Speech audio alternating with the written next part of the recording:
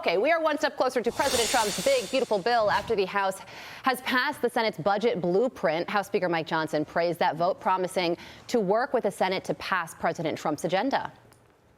I told you not to doubt us. The media always does. The Democrats always do. But we get the job done. The U.S. House of Representatives and the U.S. Senate are going to do our job. And we are going to provide stability. And we're going to send this message to all of our allies and friends around the world and to our adversaries as well, that America is back and the America First agenda will be enacted.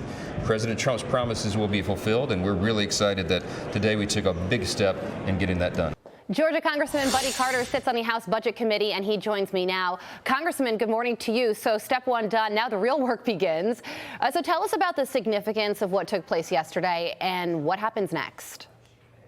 Well, I'm very proud of what we did yesterday. We passed the big, beautiful bill, and we're going to make sure that we get this done because it is important to deliver on the mandate that the American people gave us and gave President Trump back in November. This gives us and sets us up to do just that.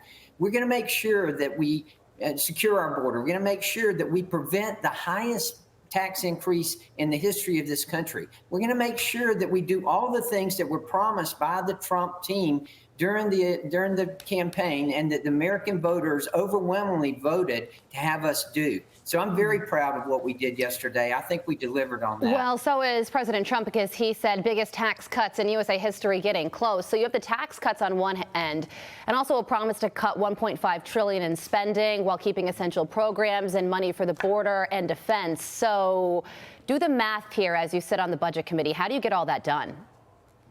Well, we're going to get it done by charging each of the committees within our House to look for savings and find out where we can identify waste, fraud, and abuse, where we can identify where we can save money so that we can get this budget under control. You know, look, we got $36 trillion in debt. We are consistently running budgets that exceed our revenues. We can't continue to do that. We've got to get that under control. That's why I was glad that the Senate agreed. Yes, we're going to make $1.5 trillion in cuts.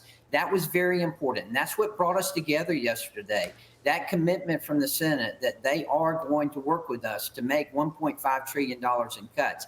That, along with the growth that we foresee in the next 10 years, should keep us from having to raise taxes. And we are not going to do that. We're going to make sure we deliver on this. We're going to deliver for the American people.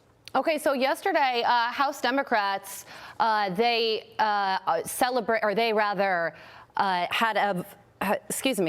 a Fire Elon Musk press conference. Take a listen to what some of those House Democrats said. Watch this. Donald Trump must fire Musk. 50 days from today, Musk's reign of terror must end. Elon Musk, you are fired. The American people are firing you, and you must clear out and get out of this office. It's time to fire Elon Musk. Elon Musk must be fired today. So tell us how you really feel about if they want Elon Musk fired or not. What do you think these Democrats are going to do once Elon Musk goes back to the private sector? You know, Democrats love big government. There's no question about that. And we should be applauding. They should be applauding what Elon Musk and Doge is doing because they're identifying waste, fraud, and abuse. We're all taxpayers. He's saving all of us money, whether you're a Republican or a Democrat. And the Democrats right now, they're just lost in the wilderness. They have no vision. They have no leader. They have no plan. And because of that, they're just drawing for anything that they can get. And now he's a target. And I can assure you, we should be applauding him and thanking him for helping us to make government more efficient. And that's what the people of America want. They want an efficient government. They want to end waste, fraud, and abuse. Over $150 billion in savings so far, which works itself out to $931 per person. Congressman Carter, thank you so much for joining us. Thank you.